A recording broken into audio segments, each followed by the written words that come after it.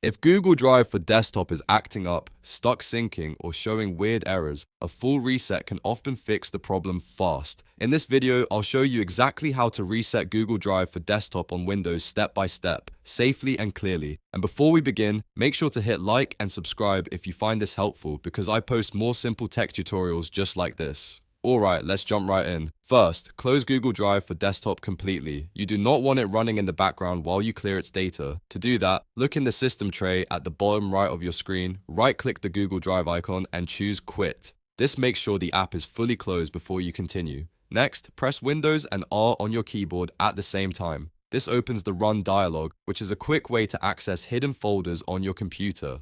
Now type this exact path into the box. %local app data %/Google/DriveFS. After typing it, press enter. That will take you directly to the DriveFS folder, which is where Google Drive for Desktop stores local data, cache, and sync-related files. Once the folder opens, you'll see a bunch of files inside. Now delete everything inside the DriveFS folder. You are not deleting Google Drive itself, just the local cached files, so the app can rebuild fresh data the next time it starts. If Windows asks for confirmation, go ahead and confirm the deletion.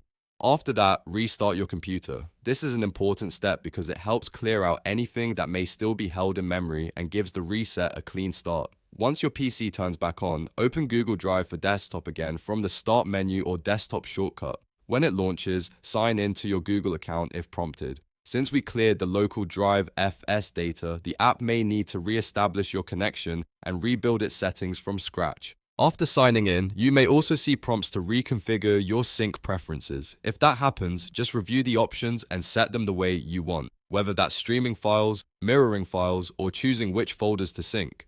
In many cases, this simple reset solves issues like frozen syncing, missing files, login problems, or Drive not starting correctly. If it still does not work perfectly right away, give it a few minutes to rebuild everything, because Google Drive may need some time to re-index your files and reconnect to your account. And that's it. You've now reset Google Drive for Desktop on Windows.